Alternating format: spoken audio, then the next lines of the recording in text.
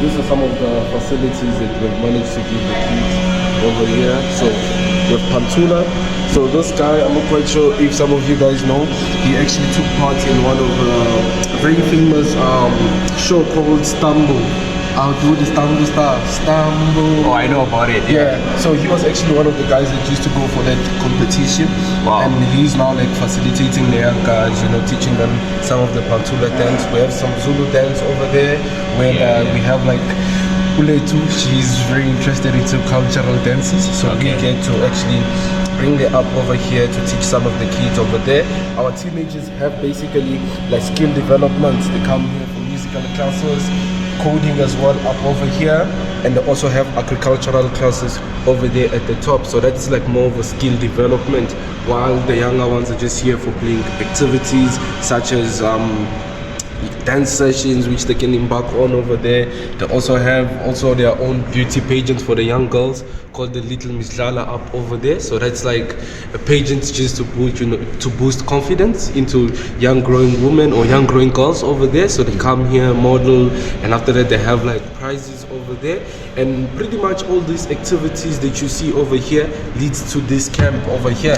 So it leads to the camp called the Johannesburg camp. So that's where it pretty much leads to it too. So that's like a way for us to also come and bring kids, you know, to start coming into the community center on a daily basis over here. So each and every activity is also noted down in a sticker-like form over there. Right, so we have what we call the Lala Champions. So this is where we actually get to see a form of registration that we have around here.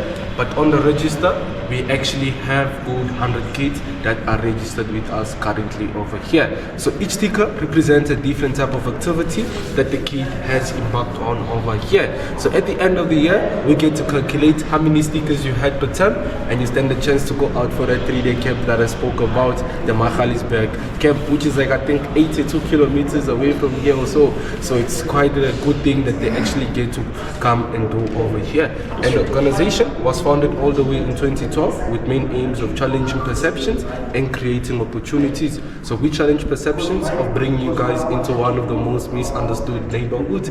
I mean, before you came over here, probably you might have done some research, heard something nasty about the neighborhood. I was scared, bro. I didn't know, like, you know, the first thing I asked myself was like, yo, how am I even gonna like get to this place?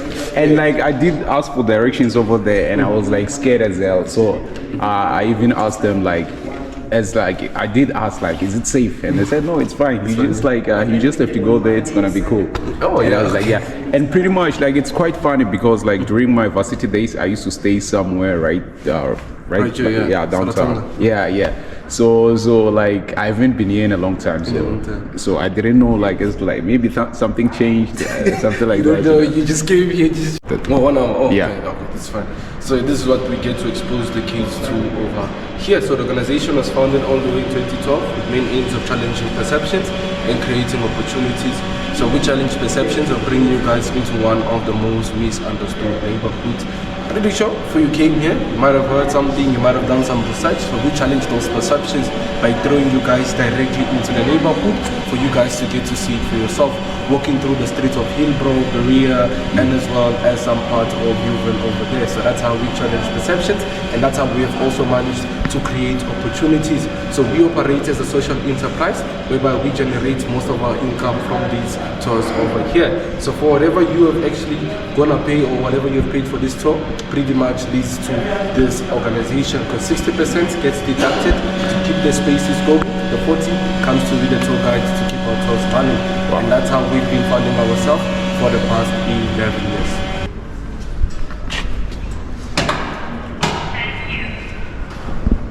So those are like some of the household rooms that we actually have over here. We have from 1 up until 17.2 of household rules. Yeah. But the most that are being violated, one is caused by people around, and the other one I would just say environment. I mean, we have littering, which is still an ongoing issue that we're currently facing with the tenants over here. I mean, the building back in the days, they used to litter some of the debris in the middle, but littering most of it on the outer part of the building over here. But they've actually tried to stop this by actually installing cameras around the building. So that pretty much means that if you're caught littering, you have a fine to pay, which is 500 rands for littering at the top. And the other one, that's number 10. No pets or animals are allowed in the building, but we have a lot of stray cats that are currently around the building over here. So as we go along, you might see some stray cats over there. That's just caused, by the environment, maybe them feeling, comfortable staying over here. That's true. And this over here, I mean, most people feel like this is very crazy because it shows how safe the building is. This is like where you could actually, we call it the little treasure hunt within the building. If you're a parent, and you're working and your kids might not find you at home when they get back from school, you can just come, chuck your keys over here. They can come and just, treasure hunt for their keys and go up and open the door over here. So this is the purposes of these two doors over here. Wow, that's nice, man. Known as low-rise elevators that goes from 0 till 34. So these are low-rise, and these are known as high-rise elevators that goes from 0 up until 52 over here. So since we go to a high-rise floor, we use this set of elevators, so we're going all the way to floor 51. And the building's elevator goes up until the 54th and the 52nd floor. It has 54 floors, but the elevators can only reach the 52nd only, because the two last floors, those were meant for 7 squatters back in the days, because it was built during apartheid times. So blacks were actually placed at the top, because high-rise building was, in high-rise building you had to have 7 squatters for your servants, and that had to be at the top because they couldn't put them at the bottom to monitor them going in and out. Townhouses had to have back rooms. If you remember, they have to have back rooms for servants over there. So high-rise building, all the servants were placed at the top during the 70s, the 80s, and some parts of the 90s. Oh, no, I see, bro.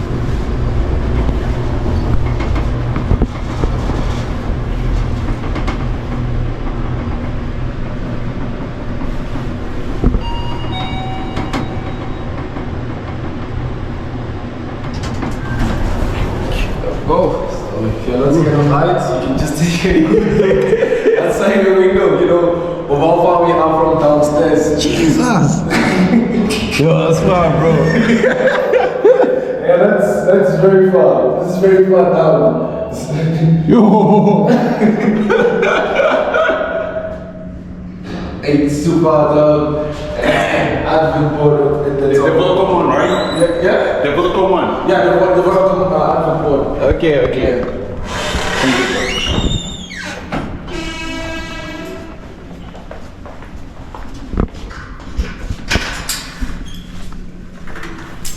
One is actually the first apartment on the 51st floor. Nothing really special about this apartment, guys, other than the fact that it was a 2-bedroom apartment. We broke down the walls and turned this into an event space. So we host anything above here: birthday parties, sunsets, engagement parties, and all. So feel free, to walk around the apartment, take pictures and all. The windows actually do open. You can just lie them off to the left-hand side just to get a proper view of the Joburg skyline over there. The bathrooms are located straight ahead over there. And everything that you see over here is being advertised and sold out to fund the end of year camp. So if you find anything interesting, you can let me know. Can I offer you anything to drink? No, I'll be good, thank you. Okay. All right. I can just advertise them. Okay. Yeah. So it's always, these are like free drinks that we always, offer on the top. So these are free? Free, yeah. You don't have to buy or It's pay. included, like in the... It's included in the tour, yes. Okay. Included in the tour. Woo! The good stuff only, man.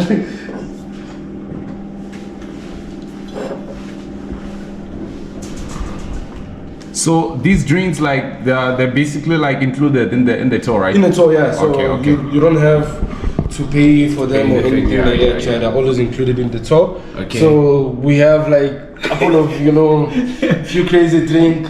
This is actually the black label. Yeah, the black label, the strongest or the most famous beer. Yeah. But just to take you back, this is actually a Canadian beer originally. I've heard about it. I was shocked, man. It's actually a Canadian beer. I always thought it was South African, bro. I also thought, but this is South African. Yeah, This yeah, is Castle, South yeah, African. yeah. But this is an original Canadian, Canadian, beer. But yeah, became famous in South Africa for being the cheapest beer during the 70s and some parts During of the the apartheid, 80s. right? Yeah. So that's why South Africa, adopted the black label and be like, this is our beer. Straight up. They actually took it from the Canadian and made it, one of the best beers around the world as well, because most people don't even know that this is actually Canadian. Most of them think it's South African based. Bro, you go to the Kasi and tell somebody that Black Label is originally from Canada. Wow, Naman. Don't believe, and this is like our own Castle Lager, Yeah, it's made also in South Africa. Yes. So this is like the Castle, the Castle Lager there. Yeah. We have the Castle Light over here. This is a light beer. Cider, our own very ciders, the Hunter's Dry, Hunter's Gold over there. Yeah. And this is like still water, Sprite. We have a Diet Coke and a normal Coke over there. So Wow, which would you like to drink from here? I'm gonna take the light one. The lights are Yeah. okay. There you go. Thank you, bro. Oh, Okay. so it's like a 20 minutes, 30 minutes talk. So we can gather anyway that you feel comfortable and we just talk about the building, and the neighborhood itself. So welcome to Ponte City apartment. So the building was actually designed in need of accommodation in one of the most vibrant parts of Johannesburg called Berea. So the organization or the construction of the building tracks back all the way to 1971, completed in 1976 after being designed by an architect called Rodney Groskopf. So Rodney Groskopf was only 26 years of age, coming out straight from rehab. So many people thought that he was actually high on drugs while designing the building, because he designed the building in a very unique shape. He made it circle in shape. So the major reason why he decided to make the building in a circle shape, it's because of the name Johannesburg. So there is a theory with the name Johannes. So they believe that it was actually named after two guys. One was an urban designer. He went around, designing city, and one used to mine for gold, because South Africa is known as a city of gold. The name Berg tracks back to the German word, which means a castle on top of a mountain and the surrounding, you'd call it a berg. So Johannesburg is a mountainous city. So pretty much if you look outside of the window, it's all mountain. I mean, Sandton is high up over there. Over there. So it's quite high up over here. So most people would think or would call this as a berg back in the days. I mean, of course, we have castles on top, and around it, that's a berg over here. So in ensuring that the structure of the building was stable and strong enough, he had to actually build it around that mountain, ensuring that the structure would be stable enough. So that's the reason why it came out in a circle shape. So he wasn't really high on drugs. I mean, I'm sure he was thinking on his right senses over there. Yes. And also the building being designed in a circle shape, it's also a difference towards the wind. Like today, it should be windy up over here. I mean, if we can open the window, we can have like a ton of wind actually coming into the apartment. It's also a difference towards the wind. So the wind actually can just hit the building and go around it and not have the building falling off its back over here. And this was designed for the richest people back in the days. This was only meant for the rich people back in the days. I mean, back in the days, you had a double-story penthouse over here. So the sets of stairs over there, those are sets of stairs that you actually use to go all the way up to the top of the apartment over there. So today, this is actually like our bookshelf, that's where we actually, sell some of our books. So there's also one of our greatest author or writer now, our co-founder called Nicholas Bauer. Okay. So he actually wrote the book called Great Johannesburg. So this is like something that he newly released, and it pretty much talks about his experiences around the city of Johannesburg over that side over here. So these are sets of stairs that you'd use to go all the way up to the top of the apartment over here. And right over here, there are these two smaller doors. People are always curious about this. So this used to be a wine cellar. So this is where you put in your wine, beverages and drinks, and that used to be a small dumb waiter, a small elevator just to transport your goods up and down from your apartment. So this was pretty much meant for the rich people over there. At the top floor of the apartment, you had a jacuzzi as well as a sauna at the top over here. And they ended up naming the building Ponte. The name Ponte is an Italian word for bridge. So most people feel that because it was designed, with raw concrete, because bridges are always designed with raw concrete, and the building is also designed with this same raw concrete over here. They believe that it's a bridge, that because bridges are always strong, they don't usually fall on off its back. But That's true. the only reason why it's got the name Ponte is because of the previous landowner, who were a small family from Italy. They were called the Pontes. So when the building or when the land was bought off them, they decided to name the building in honor of them. So that's where the name Ponte originates from. And the name city, it was designed for being a city within a city. So the concept was for you to come and stay up over here and not have to leave the doors if you're in search of anything to purchase, because you had a mini mall at the bottom of the building, which will walk after this. So that mini mall, it had a bowling alley, cinemas, basketball courts, shoe branding, you had a restaurant, you had pretty much everything that you'd want to access back in the days. You also had like some few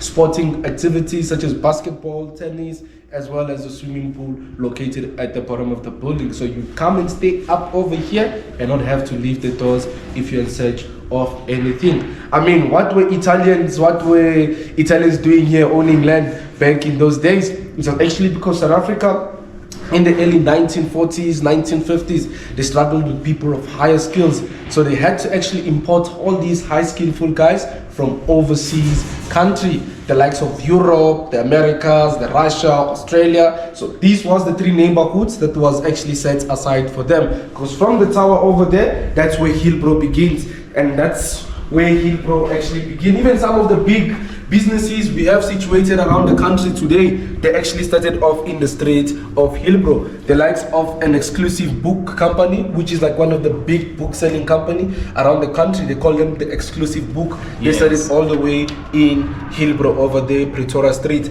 Milky Lane Ice Cream, a very famous ice cream company around the world. They started actually all the way in the street of Hillbrow over that side. Such as like big hotels, the Ambassador Hotel, the Parkland Hotel, the Chelsea Hotel, all those began at the top over that site. So that was like a business center over there. This used to be more of a residential neighborhood over here, just a street away, called Joslovo Drive, named after the famous guy who actually was against apartheid, called Joslovo. So he actually used to stay in Yuval, and sometimes he used to come down over here for some of his private meetings within the neighborhood. So there's a house called the Sandrium House where he actually used to go in and out for some of his private meetings over that side. So that's when you cross the street, you're officially in Yuval. So that's Yuval over there. It's just a street away. So most people would confuse this as Hillbrow because Berea is very small, so most people will think that this is Hillbrow, but it's actually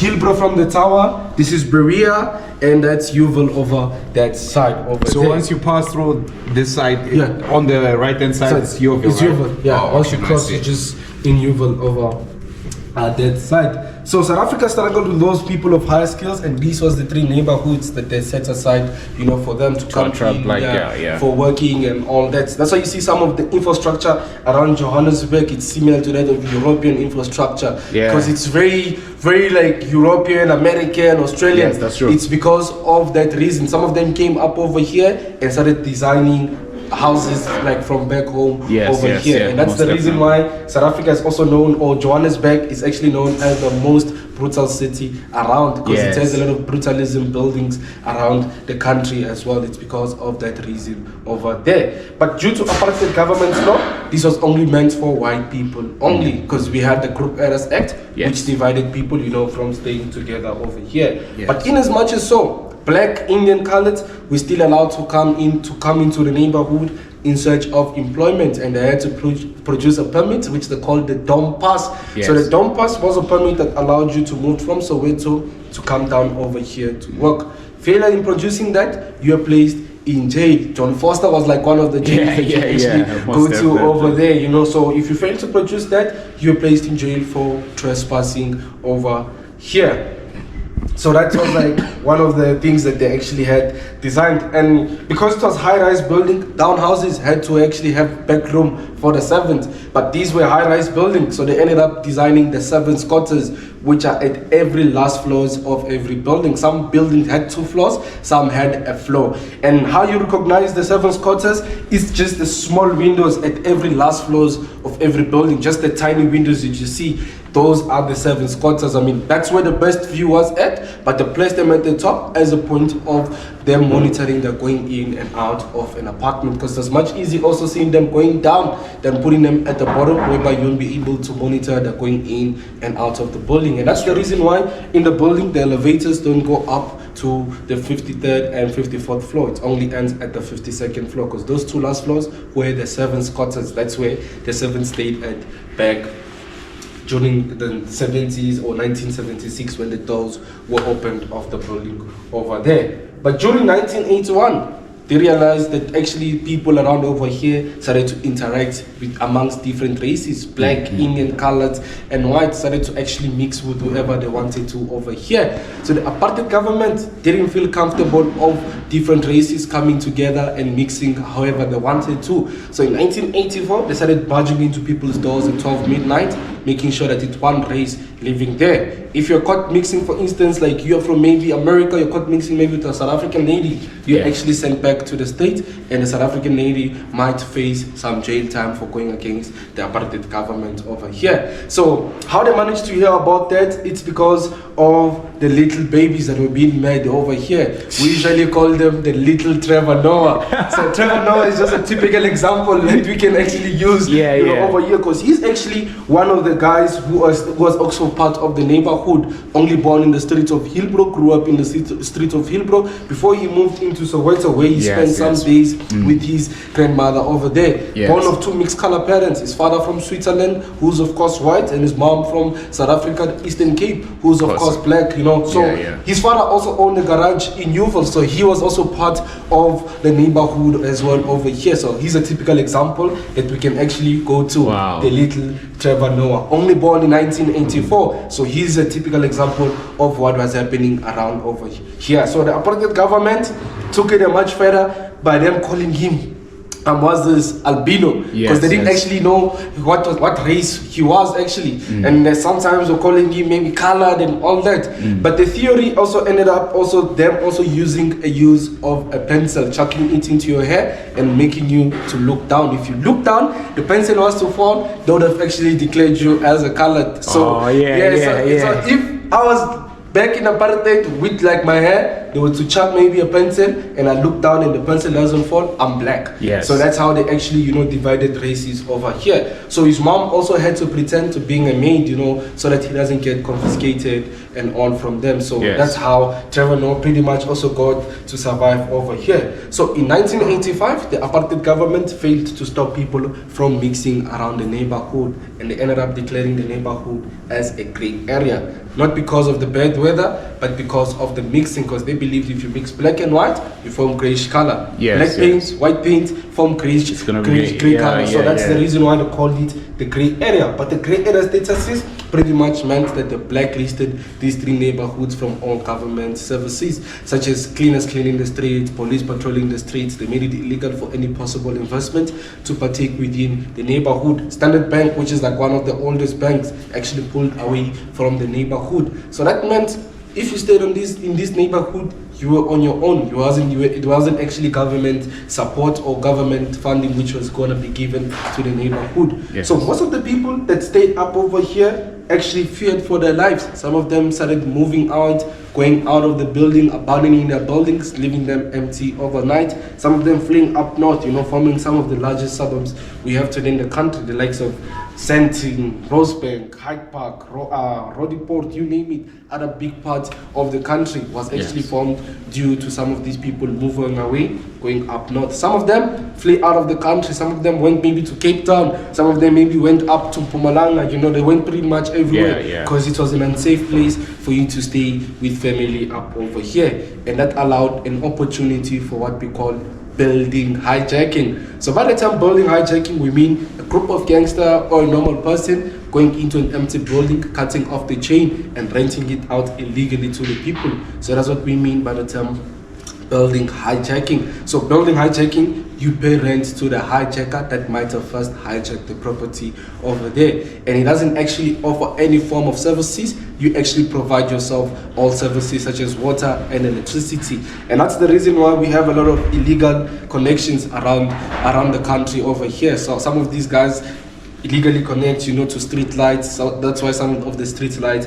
don't actually work around over here. It's actually because of that reason over there. I mean, building hijacking was a common theme within these three neighborhoods up until 1990, the release of Nelson Mandela. Yes. 1991, the Group Eras Act was actually cut off, so that Yes. pretty much meant you could move wherever you wanted to, you could stay wherever you wanted to. And this known for being one of the coolest, richest places to be at, most of the people decided to actually take major stops down up over here, and that's how most of these buildings actually hijacking got much more worse. It actually wasn't in 1991. 1994, Nelson Mandela becoming the first black president of South Africa. Yes. So what he initially did, he decided to actually open the rest of the South African borders to the rest of the continent, because he believed that South Africa didn't fight for the liberation alone. It fought for the liberation together with other African countries. Thabo Mbeki took exile all the way in Nigeria. Yes. Zuma took exile all the way in Zimbabwe. So it was like a more approachable way for him to just say thank you to some of these African countries for assisting them throughout their dark days. So that's how the borders was open to some of the immigrants, and most of them knowing about what was happening in Hillbrow, Berea, Yuval, for the nightlife. I mean, the Hillbrow Tower used to be a 360 revolving restaurant. So most of them used to hear of what used to happen right at the top over here. So they believe that this was the land of milk and honey, and that's the reason why a lot of immigrants took major stops down up over here, and that's why today the neighborhood is an Afro-cosmopolitan neighborhood, having a lot of people from wherever part of Africa located within these three neighborhoods. Even the building itself, it is a symbol of Africa. 54 floors, 54 African countries. Yes. So it's pretty much symbolized Africa itself as well. So that's the reason why it's also an Afro-cosmopolitan building that we had even around over here today over here. So some of them coming from wherever part of the country, they also fell victim being taken advantage of by some of these building hijackers wanting to fill the buildings overnight. So that's how building hijacking became worse over here. Even Ponte City apartment also fell victim of that. It also got hijacked in the late 90s. But in 2001, it was declared as the first vertical urban slum in Africa. So that basically meant that there was an informal settlement contained in Ponte's wall. Ponte is known for housing 2,500 people today. But when it was hijacked, it was known for housing 7,000 to 8,000 people. No running water, no electricity. So that meant that you had to use the stairs to go all the way down to empty your trash bin, which was impossible for most people to actually do. So most of them started to litter most of their trash in the middle of the building, going up to 14 stories high of trash. So there was 4 stories high of trash, which was piled up right in the middle of the building over that side. And also, gangsters killed certain people and were also chucked right in the middle of the building over there. It's pretty much scary. Even the building itself was known for being a suicidal center, for a while. I mean, many people came actually down over here to actually end their lives. So some of them would jump outside, some of them would jump through here. So it was known as a hostile place to be. So in 2002, there were actually rumors from the prison department. They actually wanted to turn this into the first high-rise prison in the world.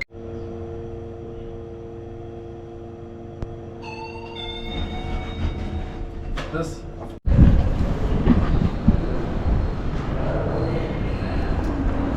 So this used to be the shopping space back in the days. That's what they called it, Ponte City. Yeah. So this is like shops, fruit and veg shop, restaurant over here. You have a hairdressing salon over there.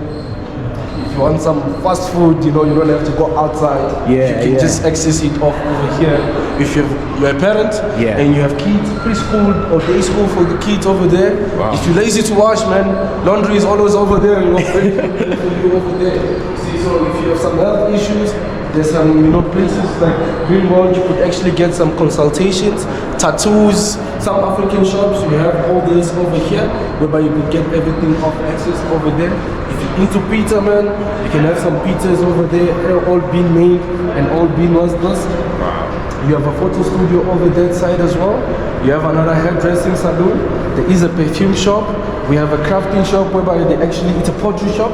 They do everything handmade and hand painted, so you don't have to worry if you break mommy's jaw. This is like the best place, to come and bring it, over here. We also have like judo. We have as well as water shop, which is like it's an African, good delicate street food that you have over here. And we have like a perfume shop. This is being empty, and as well as there's a gym over there. So yeah.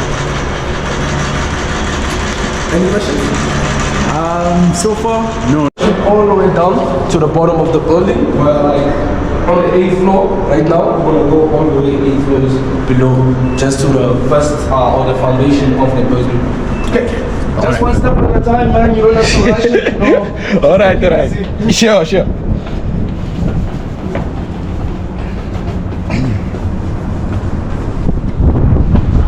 And all those that we're passing is basically parking. Oh, this is parking, right? Yeah, all those that we're passing is just parking. Jeez. Sure.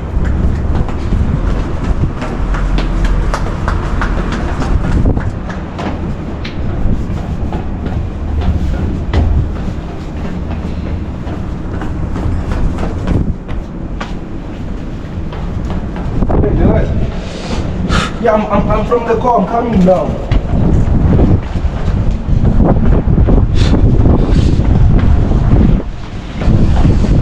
They want me to go take another tour, man. Oh, there's somebody over there. Yeah, there's someone over there, but let's finish here. This is also important. All right, thanks, man. Also important. Thank you, bro. No, this trip, bro. All right.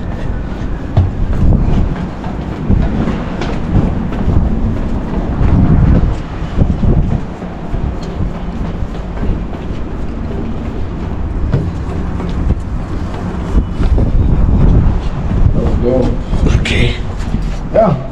Welcome to the most exciting part about the top over there, man.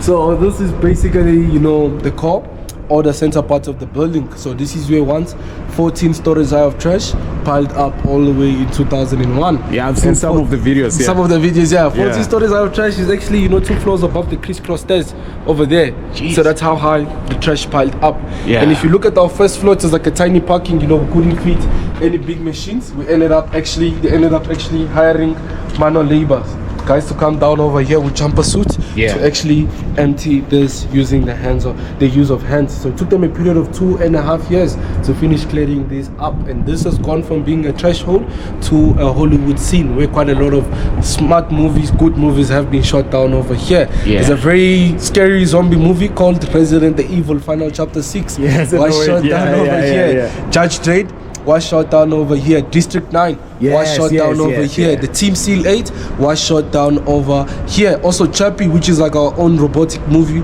was as well shot down up over here. So quite a lot of things have been shot down over here. So the building owners use this as a space for entertainment and also make money from the apartment and the advert board of Vodacom. So they have like 3 main sources of income over here, and this is like the natural rock that we have over here that you can see where the building was actually constructed at. So that's like the natural rock of the building over here, and this also plays a pivotal role in the construction as well of the building, because it also holds up some of this foundation of the building over here. The building stands at 173 meters high, has 484 apartments, making it the tallest residential building in the continent of Africa. So this is like the tallest residential building in the continent.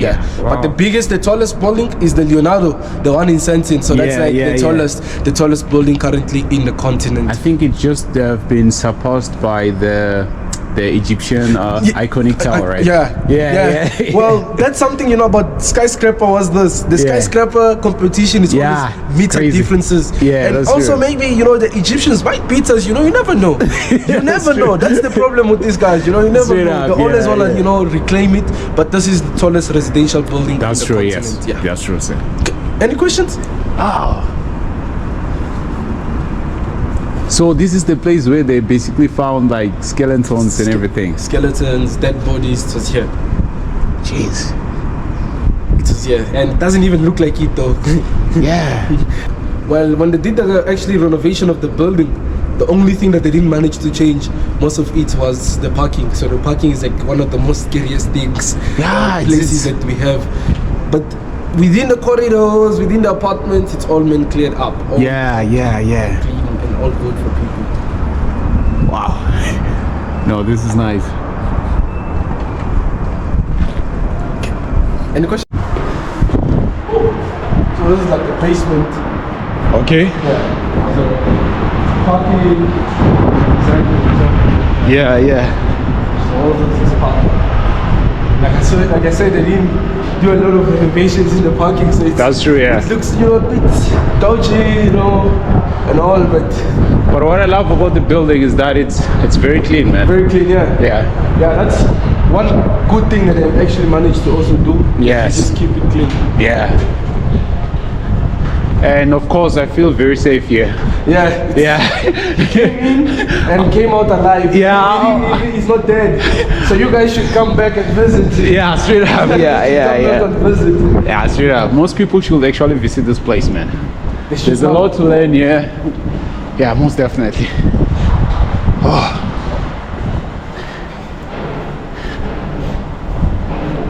So that's it, we're done. That's it, yeah. It's done for today. Thank you, my brother. Yeah. The organization, the team.